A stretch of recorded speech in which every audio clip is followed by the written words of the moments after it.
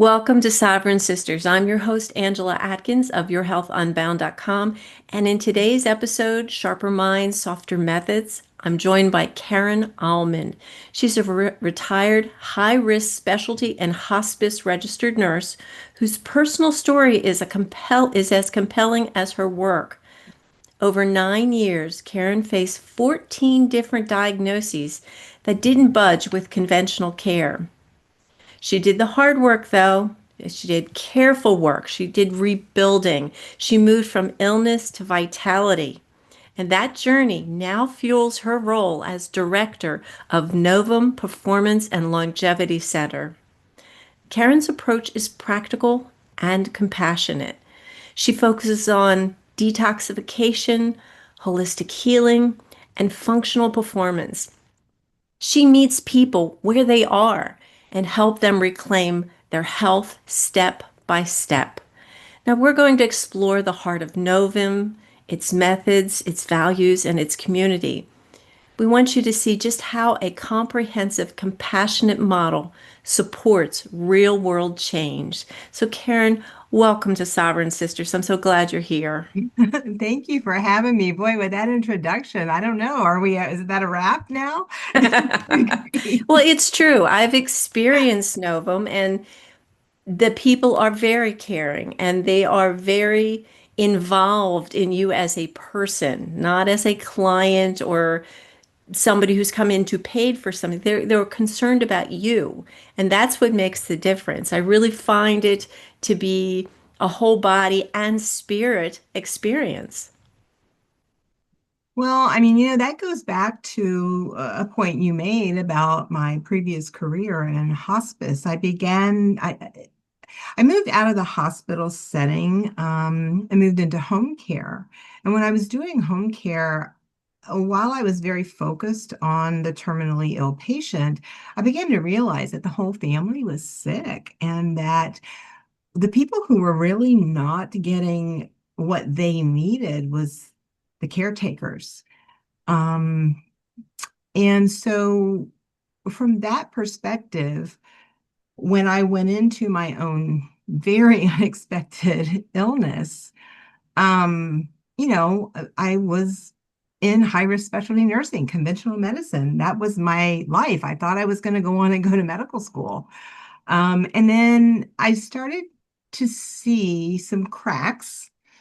And when I went into my illness, for me, the plethora of pharmaceuticals and the fragmentation of this specialist, that specialist, constantly having to, and this is really important to what we're going to get to today, having to repeat my story over and over and over. It wasn't serving me. It was putting me in states of anxiety that I had never been in before. And I couldn't find what I needed. I couldn't find somebody to just look at me and not my disease. So I spent a lot of time working through that process and realizing no one was coming to save me.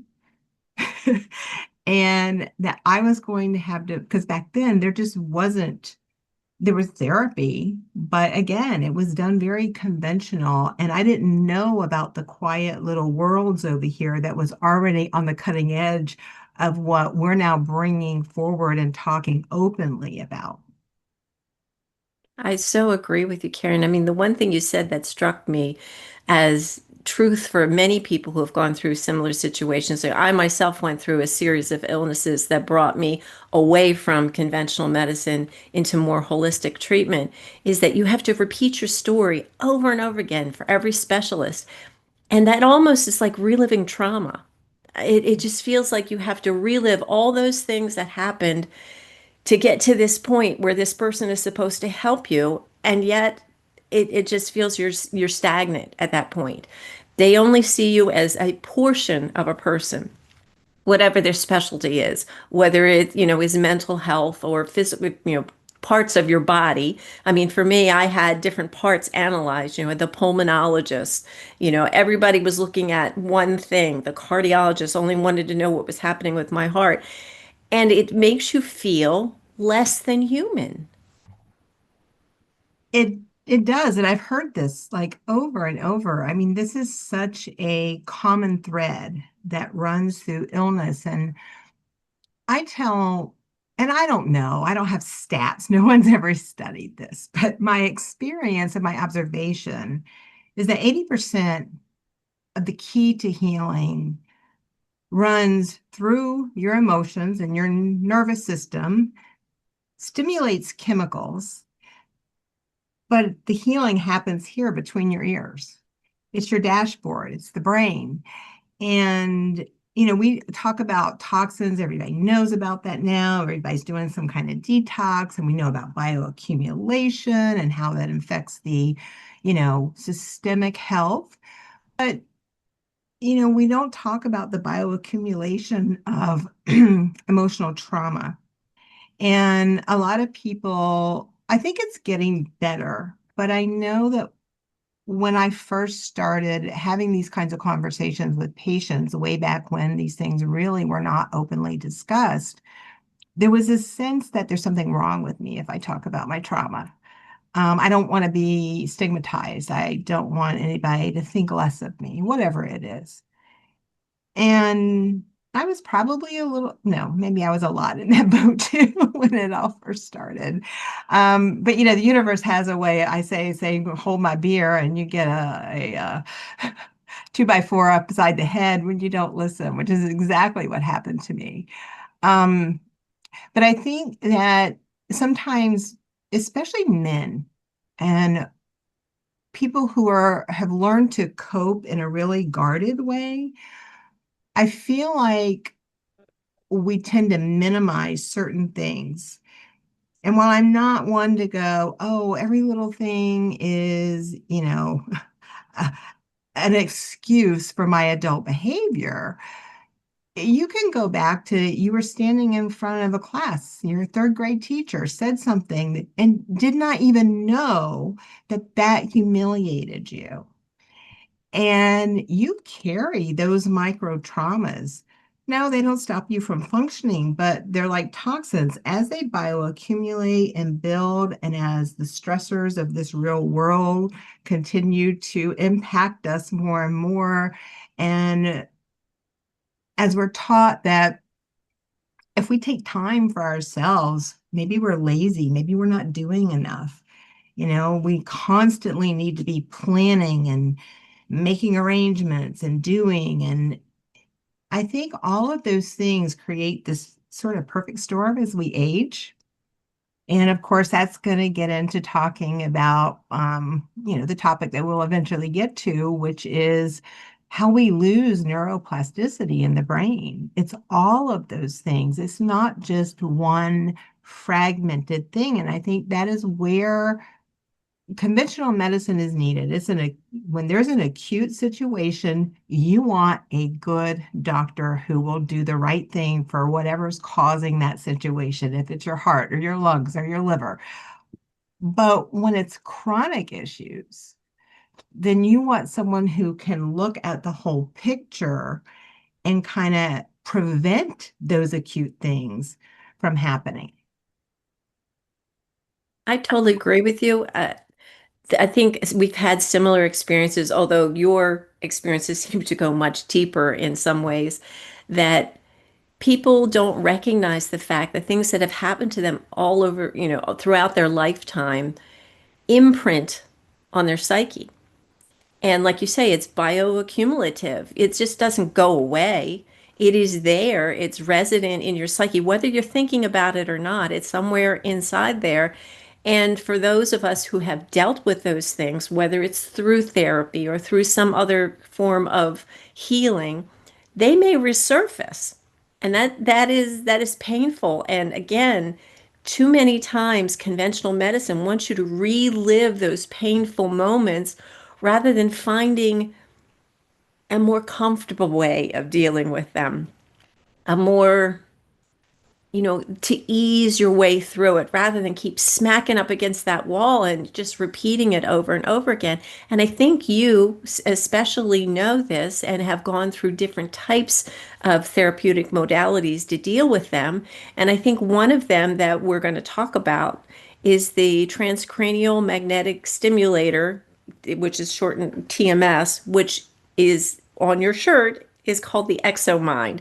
Now, I know that that is a simplified, it is a way of stimulating the brain in a more comfortable way than what was done in maybe past versions of TMS. And I'd like for you to discuss it with me because although I've experienced it, I really want people to understand it who haven't experienced it because it has such broad reaches. It can, can help with sleep, it can help with nutrition, and like you said, with neuroplasticity. So let's dive into it. So if someone has never tried TMS or they've tried it and it didn't work for them, how is ExoMind different?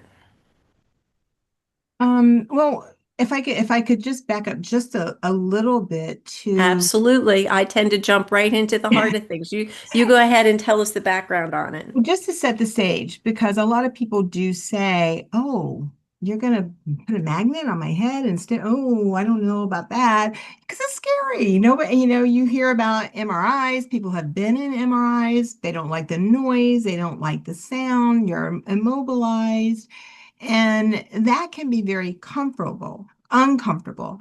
But that technology has been used, I believe, since it's been around for a while, but I think they really started doing the meat of the research with it in the 1940s. I might have that date wrong, but I believe it's 1940s. So for anybody who wants to know more about, well, I have this condition. Could it help me? There has been a plethora of studies. Plethora is my favorite word. I'm so sorry if I use it too much. Well, maybe it's not my favorite word, but it's one of them. And so if you go on to any search engine and you just type in transmagnetic stimulation or TMS, there's no shortage of information that you can find both in published studies as well as articles. So rather than take up the time really explaining what it can be used for, I want to make the caveat if you do that, that Novum we are not medical. We are not treating diagnoses. We are trying to prevent diagnoses. Now, that does not mean that we won't treat somebody. And treat is not the right word because that's kind of a medical word. It's really hard to grasp a word like, therapy and treat. Those are all medical terms. But if I do happen to use them, they're not coming from a medical perspective. And when we Maybe facilitate is a good word for it. we have to find one, we're gonna have to create a new word for it. So when someone comes in, I do need to know their diagnoses, which I call labels. We call them labels here. We kind of have a no labels policy loosely in that we really don't encourage you to come in and claim your illness, claim your diagnosis. We want you to come here and claim your healing. Now, can I promise you healing? No, but I can give you a better chance and I can help you shift the dashboard so that all the lights are coming on so that you can start to make your own decisions about what feels right for you rather than constantly Dr. Google or support groups or people who are telling you, you know what you need. And then next thing you know, you spent $30,000 on supplements. You don't know if they're working, or you're taking medications and told you're going to be on them for life, but you don't even really know because now you've got the different symptom. So we're really trying to move away from the labels. And I want to hear your symptoms, like and I want to hear how is it impacting your life? But the biggest thing I want to hear is what is your goal? Like, what do you want to accomplish? Because here at Novum, ExoMind might, and when you see my brain later, you'll understand that might be my personal favorite device. But as you have seen, we have a lot of technology here. And if you really boil it down to what we do, and a lot of wellness centers do that, a lot of coaches and even doctors will, you need to hydrate, you need to get good nutrition, you need to detox. But really what it boils down to is you need to make sure that your cells are functioning properly.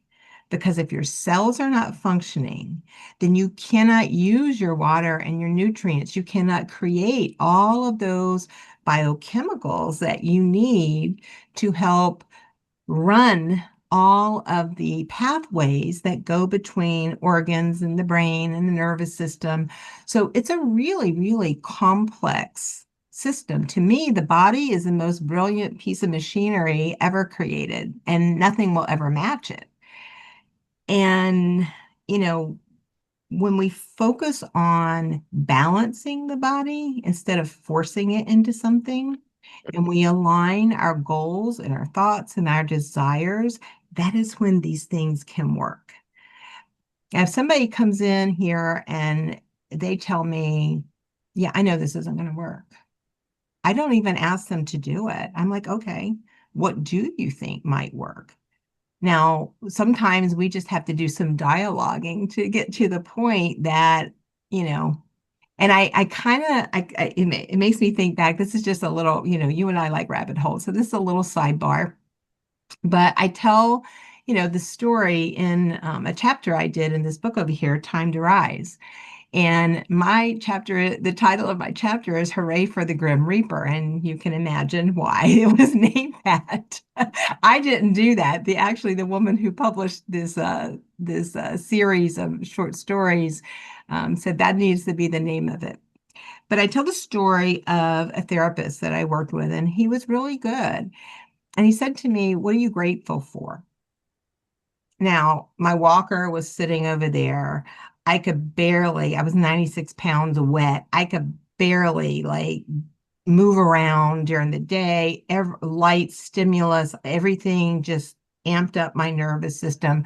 So sometimes I wasn't exactly the nicest responder in the world. And I just was like in a way I probably wouldn't do it now. It's like, what are you talking about? Grateful. Would you be grateful for this? Like I was angry that he asked me that question. Now, also, I didn't have an answer.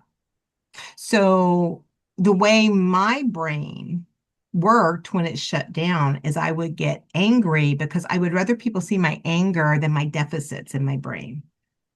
And so he says, okay. He said, we're going to come at this a different way. He said, let me think about that. So he waited because I don't think he wanted me to make the connection. And he said later, what would you not want to give up today? I want you to go home. That's your homework. And I said, I don't need to go home and do that. I can tell you right now it's water because I'm always thirsty. He said, okay, water. He said, but I still want you to go home. And every day I want you to try to find one thing that you would not want to give up. And he said, write it down. And at that time, I had an injury with my hand, and writing with a pencil was hard. And so I chose to, I don't know, it wasn't a plan, but I'm standing in the shower and the steam, and I'm like, okay, water. So I wrote it. And for weeks, I just started writing. And my showers were getting long enough that I was running out of hot water. And my ex-husband was complaining. But there came a point where I realized, oh my God, that's my gratitude list. So sometimes if we go in a little bit of an indirect way, we can find the place where we're willing to open up and then trust that something might work. So sometimes it takes a minute to get there. So I just wanted to make sure that I kind of gave some caveats to how we do things here because I don't just throw people on a machine when they come in. I want to know, what are your goals and what are your challenges and what are you willing to do to overcome them? Well, that's the thing that I love about Novum and working with you is the fact that you are so invested in the person and not so much that the technology takes preference. The person takes preference, that they're the most important part of this whole process. And I think you have said it quite clearly that through your own experiences, you recognize what people need. It's not something that it's not book learning, it's not somebody told you to do this. You live it. And that's what I really love about it. And I love about Novum because all the people there are just so giving of themselves, that they want to help whomever comes through that door, whether they do any of the therapies or not. They just want to help.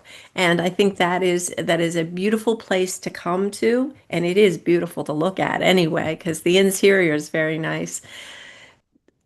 So what would a first visit for somebody who came in to Novum look like? Just how can you get people to picture themselves coming into doing this? Well, that's an interesting question because we don't have specific protocols. So when somebody contacts me, again, it goes back to um, sort of the beginning of what we were developing here. Now, we have morphed a lot in the last year, and we keep adding new things, and we've got like exciting trainings all the time. And I consider myself the luckiest person in terms of what I do. I'm doing exactly what I believe that I was supposed to do. It gives purpose to everything that I've been through, but I can't do it by myself. And I ended up finding the perfect staff.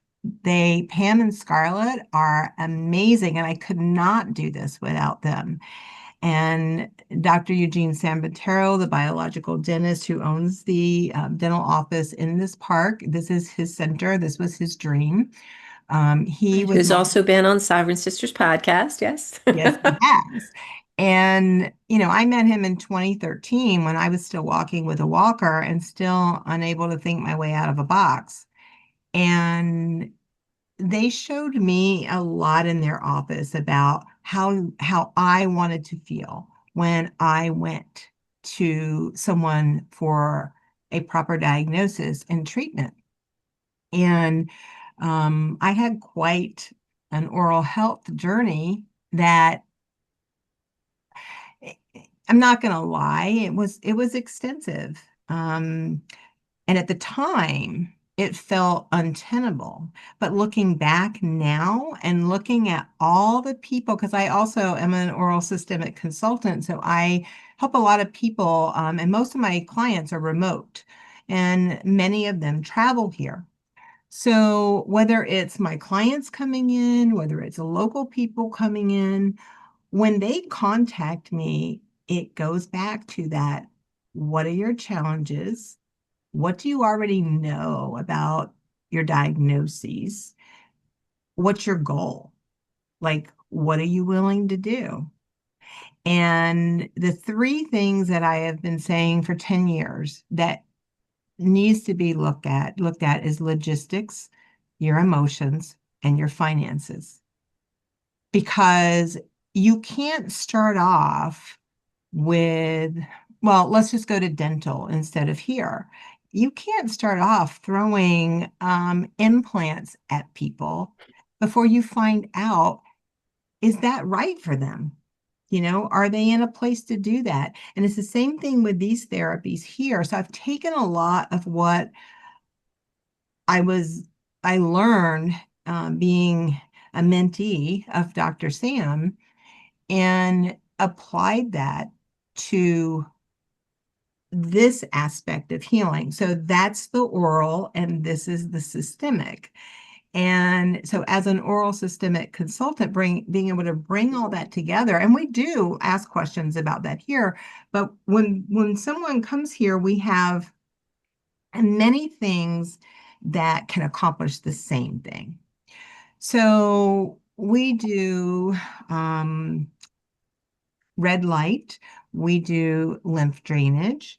We have multiple different things that can get somebody into parasympathetic. And what would get one person into parasympathetic might be an annoyance to the other person. So you need to figure out what resonates and aligns. And I know from, uh, using bioresonance and the sound of frequencies. When I was really sick, there were a lot of frequencies I could not tolerate. It grated on my last nerve. Now, it meant I needed them, but I couldn't tolerate it. So I had to start with the frequencies that I could work with. And now most of them, there are still some that I still am not there yet. So we really work with where like you said, where the person is. But some people come in and they're like, look, I don't want all that. I just want to do red light. I just want some lymph drainage. I just want to get in your HBOT and get some oxygenation. Great. Come use our restorative therapies. We will not we will not push you into anything else. Now, we also have our look good program, which Scarlett is our master esthetician, and she makes people look wonderful through her facials, her sculpting, her shaping. And we've now added functional sculpting to that, meaning that the device that we use for sculpting is made by the same company that makes the ExoMind BTL. And it will also work for stabilizing your musculature and your structure. So for me, I've used the sculpting on my abdomen and my back is much stronger. My back was kind of weak because I used to sit in a chair with a computer and work 10 hours a day doing consults, and I wasn't doing some of the things I should have been doing. So, but you can use it for symptoms when you have plantar fasciitis or your knees are weak because your quads need to be strengthened. We've used it on shoulders for people. So it can help to strengthen a muscle. And, when we first saw the video for this or the workshop, Dr. Sam couldn't attend. He was with patients. And I told him, I said, don't watch the video. You will buy another device. And because I knew he would, and because this is strengthening the muscle between your ears, right? So I don't know if he watched it or not, but when we went to the conference for the other devices in the aesthetics department, we came home with this. So that is another department that I think our look good department is amazing here. I think Scarlett does a wonderful job. Everybody who comes in loves it. And we don't just do the technology. Again, you come in, you get some lymph drainage, you get some red light, you get some brain tap to work on your brain waves and changing your thoughts. Particularly if you're dealing with issues with eating. So, sometimes this is first because if we need to, we might need to change the way you're processing things, but sometimes that is first. So there's crossover with everything we do. And then, of course, I run the wellness program, which is looking at a lot of different biomarkers. So, not so much diagnostic tests, but okay, do you have heavy metals? Do you have mineral deficiency? Do you have certain systems that are showing up in various things that, oh, well, look at this. This is aligning.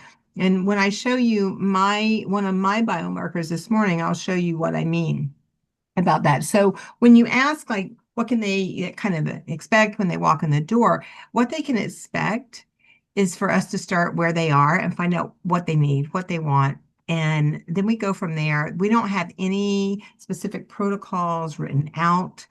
And then, once we come up with a plan, we do packages for people. So we, try to give breaks for financial breaks when we can for things that they maybe do in a package versus once. So we do everything we can to make this a place where somebody feels at home and like they're getting a benefit. I can see that. I see that firsthand. So I know you're going to talk about your HRV, your heart rate variability. But before we do that, I wanted to go back to ExoMind for 1 second. Mhm. How can someone determine if they're a great fit or who isn't, so they can self-identify and do it quickly so they can, you know, get up to speed and come to you? That's a really good question, and I'm glad you asked because the reason I need to know what the labels are. I need to know certain things because there are some conditions that we do not pair with certain devices in this office. And it breaks my heart sometimes when I have to tell somebody we can't do it. So I'm really glad that you asked. Um, so if you have any metal in your head, so like any kind of stents, any kind of plate, cranial plate, any kind of implantable stimulators, cochlear implants, we absolutely cannot do it. Um, Now, dental amalgams and implants, titanium implants, that's okay. If you have a pacemaker, I will not do it. You would need to find a physician who would do it. If you have a seizure disorder that is controlled and your physician agrees and is willing to be on call if you have an issue, then I will do it in that case. I don't do it on anyone under 21 years of age unless their pediatrician says it's okay. And then anyone who's trying to get pregnant or is pregnant, obviously, that's not something that we can do. But other than that, oh, and also, if anyone has a bipolar diagnosis, if they're schizophrenic, I will not do it in autism. Um, and so some people ask, well, what about medications? I'm on medications. If you are on medications that you absolutely cannot function without, unless your prescriber is involved, I cannot do it. They have to be involved and they have to basically partner with us so that your medical needs are taken care of. Because one of the things that TMS can do is it can allow the nerve endings and the receptors in your brain to take up neurotransmitters better. If you're taking a medication that does something similar, well, we might need to have someone monitoring that medication because if that medication needs to be titrated down, you could have some symptoms. So what we don't want to do is create more symptoms without you having a provider who can be there to manage that for you. Does that make sense? Absolutely. I mean, it sounds like you're erring on the side of caution all the time because you're more concerned about the patient than you are about selling a therapy. I put that in quotes. But from what I see and have experienced, it is never about selling. It is always about healing, and that's the biggest difference. Whether the modality is hands-on or is technological, it's all the same for you guys. It is all the same. It is about the person first Mhm. and, giving them, like you said, what their goals are. You're trying to help them reach their goals. This is, again, this is why I feel so similar because in my career as a health coach, it's always about the goals, not about the in between steps. Yeah, you have to do this or you have to do that. But the goal is always what you're trying to achieve. It's not today, oh, okay, I fell off the wagon and I did something I shouldn't have done. Okay, you can still reach your goal. Let's not belabor that. But I love the fact that you are so focused on safety. You'd rather err on the side of saying no to someone rather than taking the chance that it could cause harm. And I think that is so important because conventional medicine will cause harm at some, depending on what interactions things may happen. Could be medications, could be different kinds of treatment, and they don't seem to get it that you're one whole person and that you need to be treated as that rather than this little specific area that they're working on. And so that's all that particular specialist is focused on. So I love the fact that you're looking at the whole person and everything that's part of their life, whether it's medication, lifestyle, finances, all those things, that you're looking at all of it. That is really, really important. Well, I'm laughing because there's another sidebar, but you just like brought a memory up. When I was injured, um, I had been injured. I had crushed the nerves in my arm with an elevator. Mm. That's a long story. But then after that, I caught a patient who was falling and it further injured. And so I had RSD, reflex sympathetic dystrophy. Now they call it chronic regional pain syndrome. So that was one of my early diagnoses. Kind of, I believe, what set everything off was how that impacted me and some of the treatments. But they were doing these awful injections in my hand under fluoroscope. So they would put a cuff on my arm, make sure that, there was no blood flowing in the arm, and then they would do these injections, and they were incredibly painful. And I did agree, and they were they were having all the, interns and the fellows and people were coming in and they were watching because my hand was doing crazy things and nobody understood they were like, what is going on? And so I was kind of like an experiment for them. I think a study case. It was something new. And I agreed I think it was 15 sessions or something. And on one of the latter sessions, they called me because I didn't go. And he called and I said, you know what? Y'all fragment so much stuff. I will cut my arm off and mail it to you, but I'm not coming back. I'm done with this. So Wow. it just, I mean, that was how aware I was, is how they were just seeing me as an arm. They weren't But they understanding. were so unaware that the pain it was causing you would keep you from coming back. I mean, that Right. is just that's not that's not healing to me. That Yeah, it is was not here. Just take healing. this opiate. And it's like, I don't know if y'all learned this in medical school, but opiates don't really help nerve pain. They make you not care about it as much, but they don't really do much for nerve pain. And y'all are causing more nerve pain.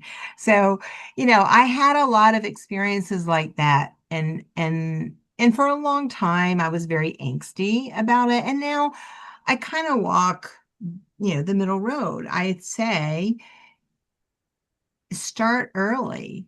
Start before you have all these issues. When you just start to see that, even if you're like, oh, yeah, I mean, I'm not sleeping as good as I should, and I am having a little more anxiety and stress, but I can cope. I mean, I can function. That is when you need to start, not when you get to these diagnoses of, chronic anxiety, panic disorder, depression.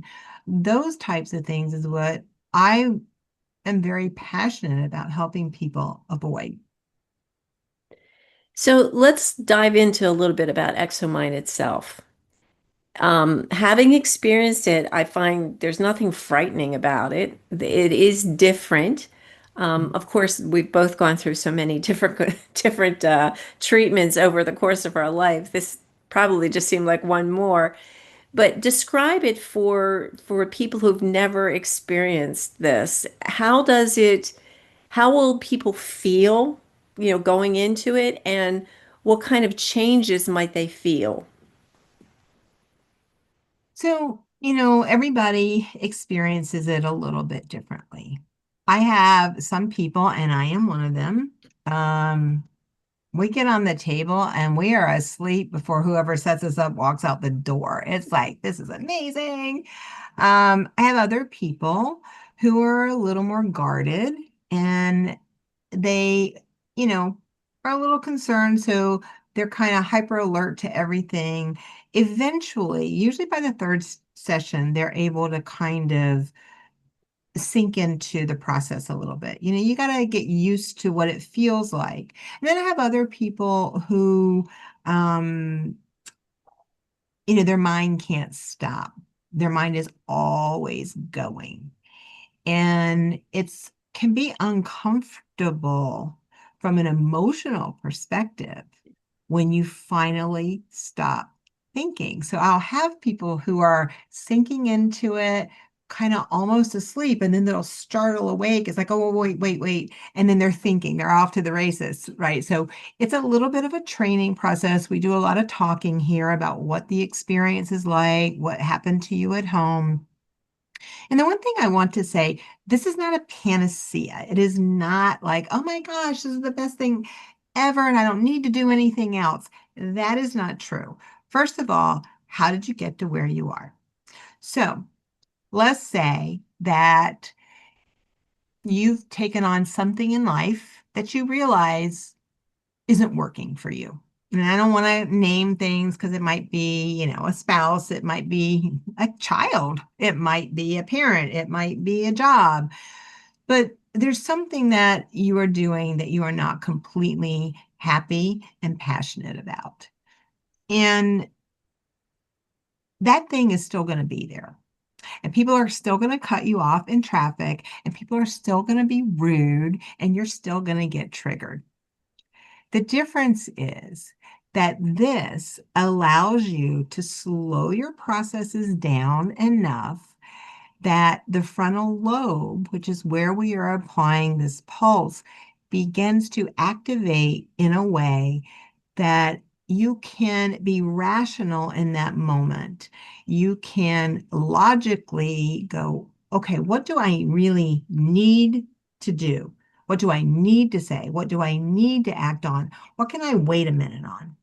Because we are, whether we know it or not, and we can come across as very calm, the calmest person in the room, but internally, we are just spinning. We're spinning in the mind. Nobody would guess that. But that is still something that impacts the physical health because when your dashboard is lighting up all over the place and it's like, it kind of fritzes out a little bit.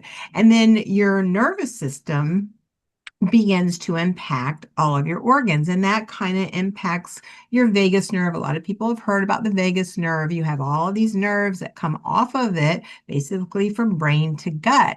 So when you think about that, people with gut issues, there is typically a brain connection to that. You cannot take enough probiotics to fix a gut. You have to find out what is going on in the brain, what's going on chemically. Why are the nerves between my brain and my gut not communicating? And so it is a little bit of a journey to figure it out. So when someone comes in, we want to kind of know, as I said, the goals and those types of things.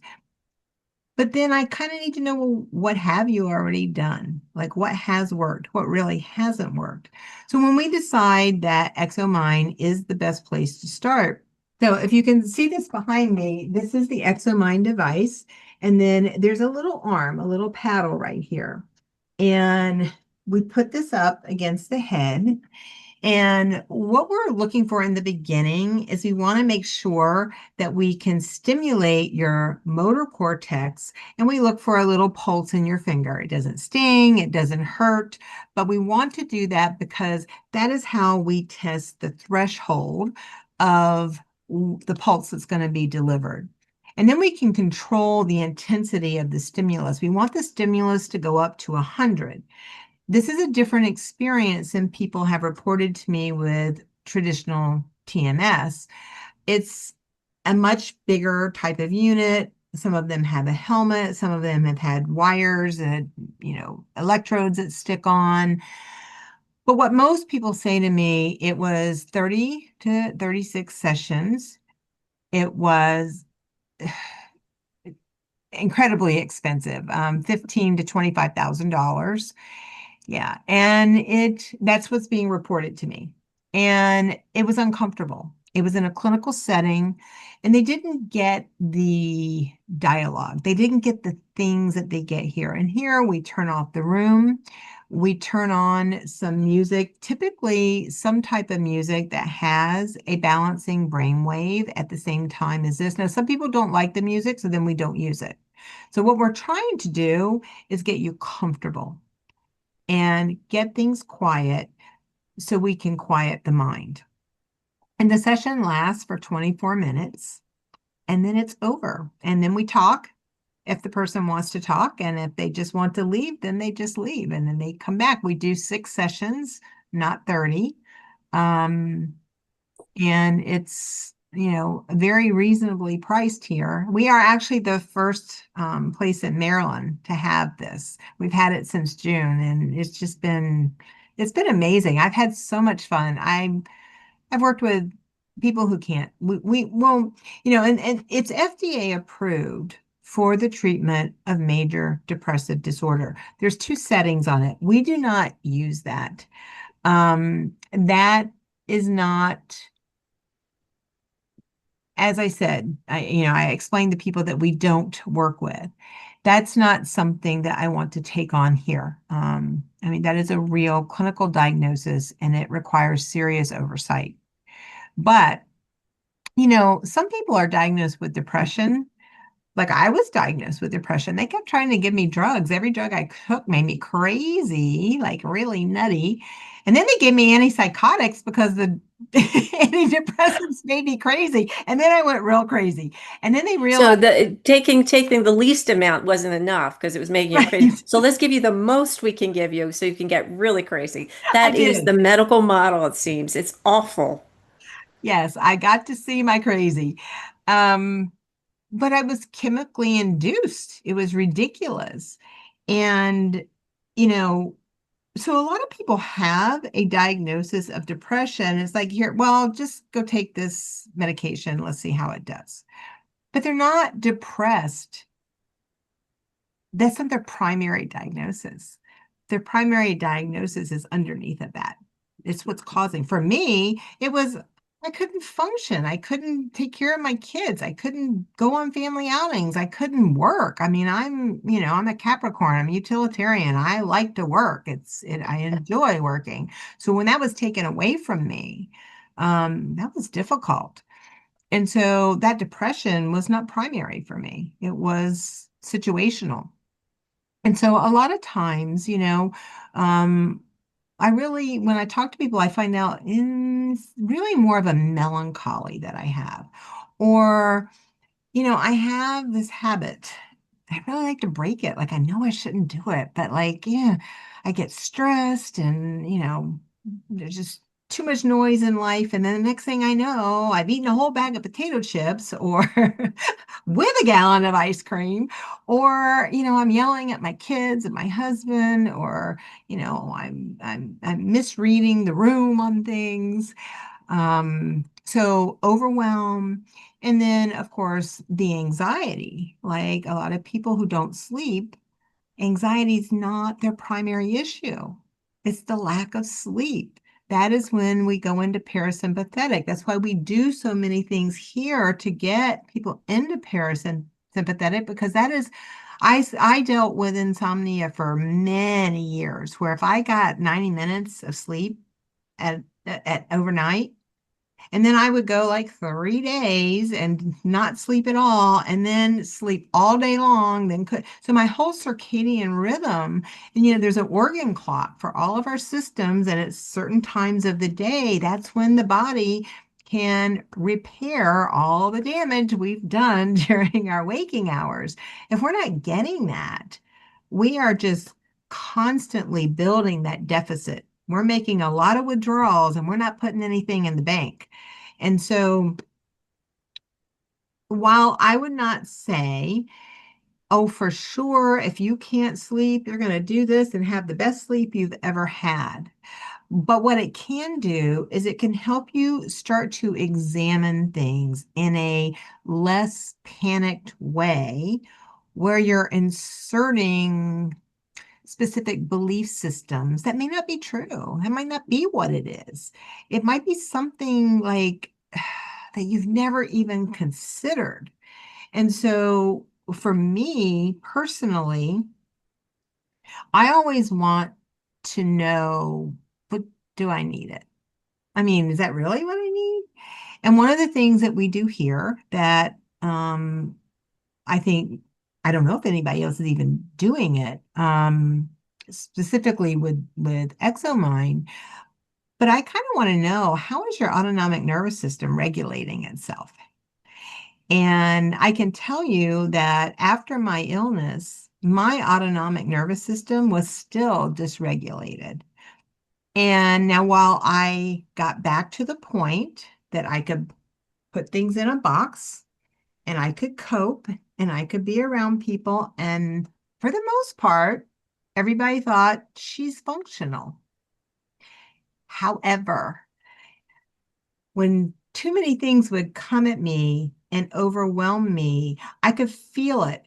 It was like experiencing this car just going down the freeway, everything's great, and then boom, you run into something and it was a complete stop. And I could not think, I could not figure out in that moment.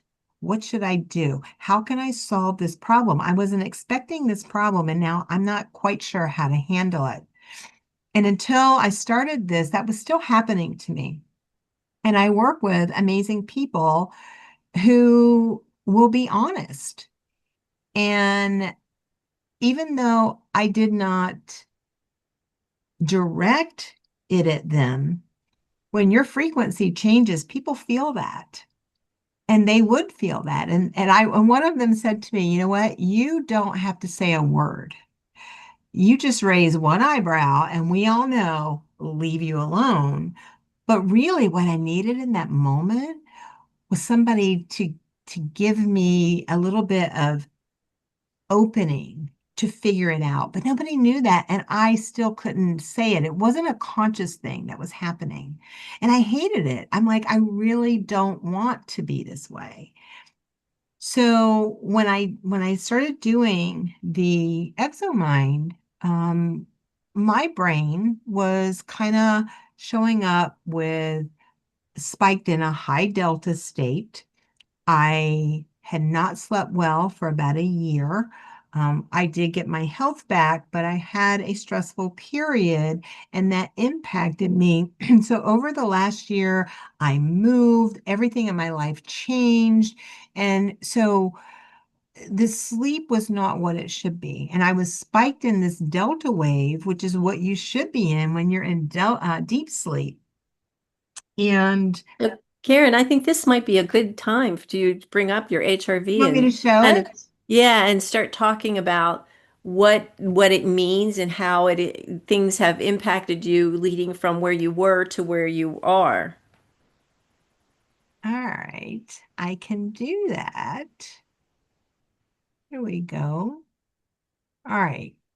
Can you see my screen here? Yes, Okay. So this is me. Let's see. How do I get this bar out of the way? it's not on the screen. Okay. I just wanted to see what I'm doing here. Okay. So you can see that this is July the 16th of 2025, and this was today. Now, this was probably the worst reading I ever had. So I'm going to make that caveat.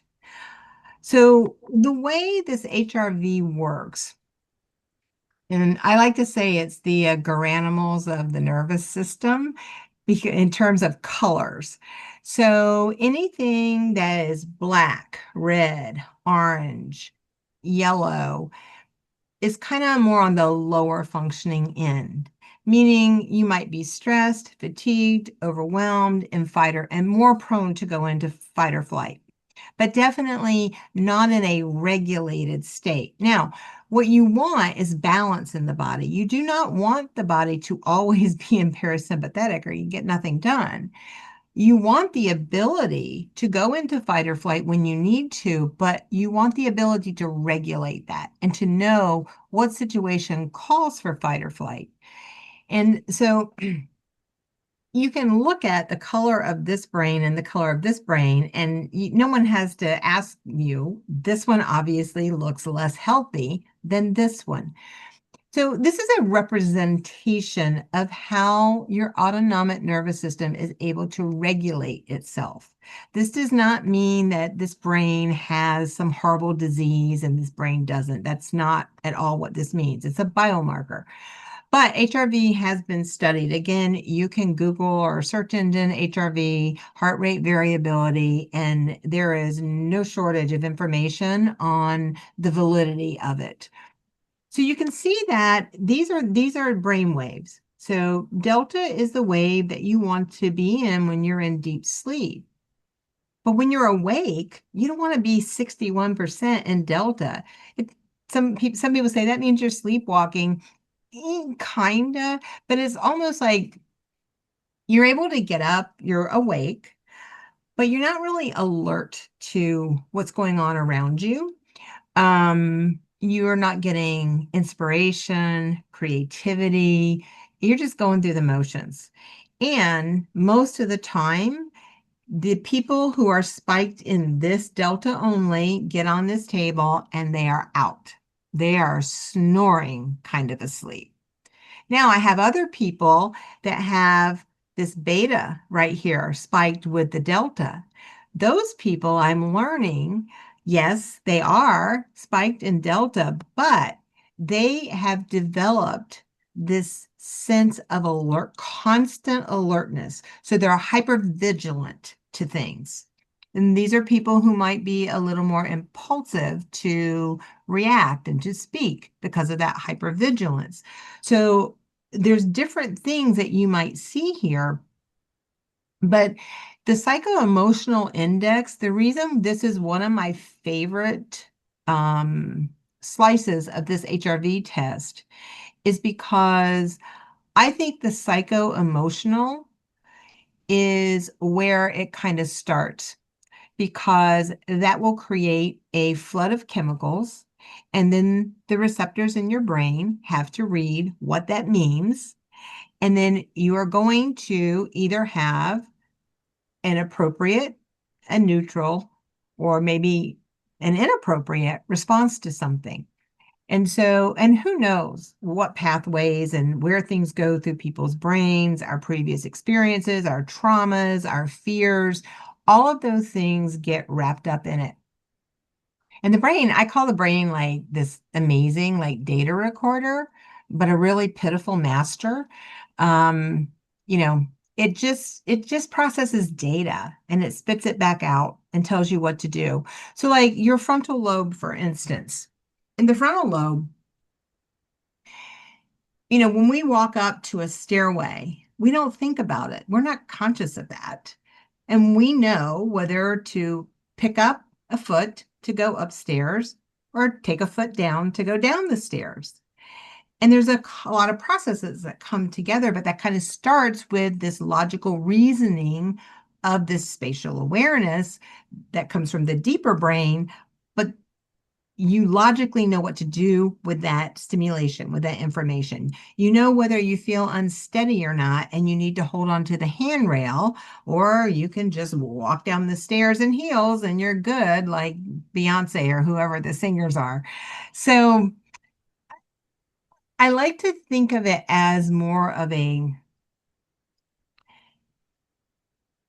experimenting with your brain, like thinking about how to use the brain.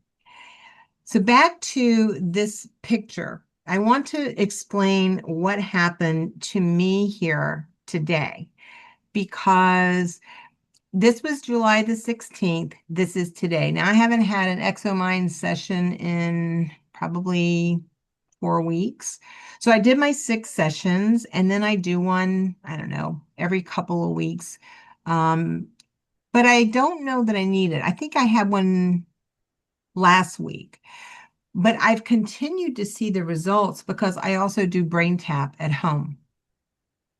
And the brain tap is another way of working with these brain waves and using frequency, light, and sound to help with those brain waves. So I see the ExoMind and the TMS as something that just really gives you a power boost to start getting those neurotransmitters flowing on the right pathways.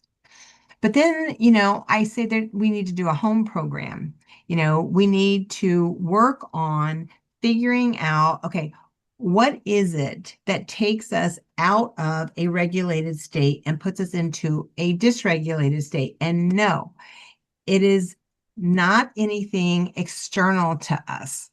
They may be the trigger for it, but it's not the thing that causes the issue because you can learn to regulate your system. So, fast forward to this morning. Um, I have something personal that affects, it feels like it's my heart that it affects, not on a structural issue, but a feeling kind of thing. And I came in this morning and I went, if I'm going to tell people this, I really should just check my own and find out. And so I checked it, but I did it on a different profile. Like I didn't do it on mine. And I was like, daggone it, now I'm not going to be able to put it side by side. And I had a little bit of a moment. And then I went, duh, okay, I can fix this problem. I can just flip over to my profile and run the test again. And I did. And the interesting thing was that when I gave myself about a minute to breathe. I used some breathing techniques and I went, okay, clearly that annoyed me. I did it again and I got a better result than I did the first time. Let's see. Oh, I can't show you that because it was not on my profile. And if I go into that screen, other people's name will come up. So unfortunately, I can't show you that. But what I want you to see here is for the psycho-emotional index, this is at 50 to 100% is what we would like it to be in the range of. This was at 9. This was at 99 today.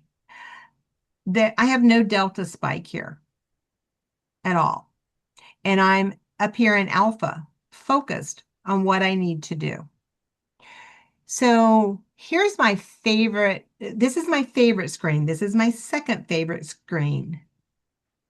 So look at this. My level of harmonization here was a 3. And over here, it was a 90. So I'm harmonizing with whatever today. But this is what everybody loves. So at the time of the survey, my age was 63 years old, both times. In this one, my biological age, meaning that the autonomic nervous system's regulation was that of a 72-year-old. Today, it was a 35-year-old. So when you want to talk about vitality, to me, that's what vitality means.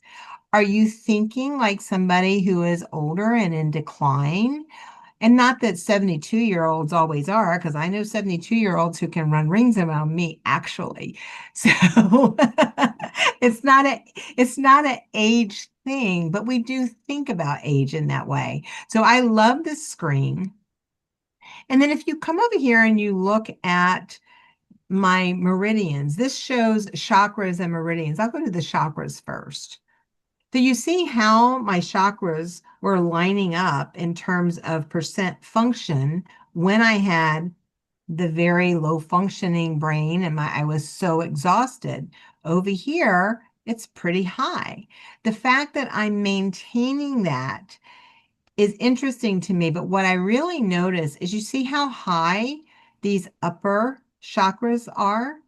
These lower ones, which is the more base things, as you go down, you go much more base, especially in this chakra here, which is, your sacral. And that's about, survival, but that's also where things with family can show up. And, so I look over, okay, well, let me look at my meridians and see if that lines up. Well, I always have digestive issues if I have stress with something. So on this screen, red is much lower, yellow is in the kind of acceptable range, and green is in the best range you are going to get with it. My heart meridian is at 13%. That does not surprise me. And my gallbladder and my small intestine are not running real high. So again, these biomarkers do line up. And then this is the other one that I really like. This is your complex state index, but this speaks to your health. And HRV is a great indicator of current but also future health if you cannot bring it into alignment where you are regulating. So when I had the black brain, was spiked in delta and was absolutely fatigued, 8%. That did not make me happy that day. This one today was at 92%. So that's just, I'll stop the share now, but do you have any questions about that before I move off of this page? No questions. I think I really want to talk about how people who see this, which is a phenomenal amount of information, somebody says that, looking at your original biomarkers saying that's me, what can I do? Mhm. How can they find out what's the next step to find out if they're a good candidate? So some people want to start with the emotional and they're just ready. They just like, I've got, a couple of people in certain types of positions where they do not want to be labeled. They're not willing to go to a therapist, and they really want to start with that. Then I have other people who, because of their specific diagnoses and symptoms, I know that their whole body is very dysregulated. And so sometimes, like I will give you an example. I've recently had someone who learned of a condition that is very concerning, and it's created some anxiety, but that anxiety started after a specific test that was done where a dye was introduced. It was a Mm. very delineated period in which I went from this to this.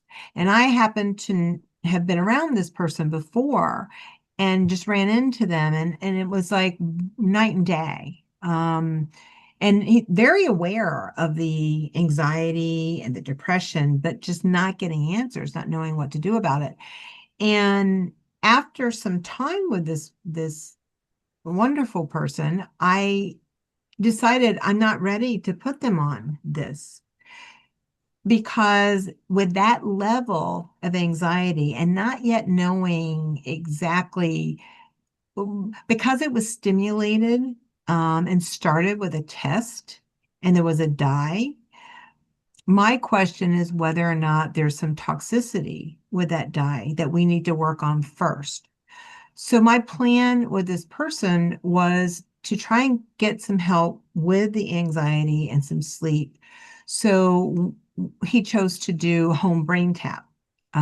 So we sell brain tap here. We have a really good discount on them for a home program. And I don't know what's happened after the first night, but I know that there was many more hours of sleep that night than had been reported. So that was a good thing. And I didn't hear from them all weekend. So I'm assuming that things are going well. So from that perspective, okay, let's get the nervous system calmed down a little bit. But in the meantime, how do we support cellular activity? And how, because I know they eat really well. So, okay, but are you utilizing your nutrition? And how do we help you do that? Well, we want the cell, we want the mitochondria to work really well. So here, if it's appropriate for the person, we will recommend methylene blue, red light, hyperoxygenating the cells. We have the H-spot, hyperbaric oxygen chamber. But for somebody with anxiety, I'm not putting them in a hyperbaric oxygen chamber. We got to get the nervous system regulated. So we also have the ability to get 100% oxygen with a mask. So there's many things that we can do. And, it's a little bit of a trial sometimes too. The first day, I thought I was going to do this, but we ended up putting them on the Flowpresso with a brain tap, and it was a great session. And they were like, I want to buy the brain tap. So, while people do call because they're like, yeah, I want to do that, great. And I hope that you can. But I want to know, where are you going to get the biggest bang for your bucks that you spend here? And, to go back to that point, I mean, sure, I mean, I'm not a salesperson. I can't sell something I don't believe in, but I can sell a refrigerator ice if I believe in it. If I really think it'll work, I can. So I'm that type of salesperson. And I can sell people things because I believe in it. But here's the thing. If it doesn't help you, are you going to keep coming back? I know I didn't. I spent a lot of money for a lot of things. And the way I've worked with my personal clients and the way I've seen Dr. Sam's office work with his patients and what we're trying to build here is a community and people who don't need you constantly. But I've got people from 2015 and 2016, and I may not hear from them for a couple of years, but then when they have something come up, they'll reach out to me. That is what I want to build. I want to build that kind of trust where you don't need me all the time. You don't need Novum all the time, maybe, but you see this as a place where you can always come when you do need us. Does that make sense the way I said that? Absolutely. And I want to thank you, Karen. This has been a lot of information, and thank you for sharing your personal HRV with us because that was very illustrative of how well it works. And I want to mention to everybody, if today's conversation sounded like something for you, if you've got stress in your life or your focus is slipping, or your mood is kind of stuck in neutral, exomine might be one thing you take it's worth a look at. So for me, it's very simple. If you really think this is for you, you can book a quick fix assessment on their website, and I'll put the link in the description of the show, and you can see whether you qualify, and they can determine what a personalized plan would look like for you. So the biggest thing I say is think about it, review this, share this, and tell your friends. And if you do sign up, Before we go, yes, I just wanted to say that if you mention the podcast, we're doing a 50% off special for the month of October. So definitely let us know that. Don't have to necessarily schedule in October. We can get the assessment done. And there is a 15-minute complimentary phone call that we do. And then we do offer a $75 fee to come in and just have a little bit of conversation with me and to experience 5 minutes on the ExoMind if we think it's something you want to do, but you're not 100% sure. We'll give you a 5-minute trial. thank you, Karen, so much. For an assessment, tell them you heard about ExoMind here so they know that you've already learned about it. And as always, this is just educational. This is not medical advice, but your care plan will be tailored specifically for you. So I want to thank you, Karen, for all that you've offered. I mean, there's so much information here. I think people might have to listen to us more than once. So I ask everybody who is watching this, please share this podcast with others so they can learn and benefit from the holistic therapies offered at Novum. And I want to thank you all for listening. And for everybody out there, take care and God bless.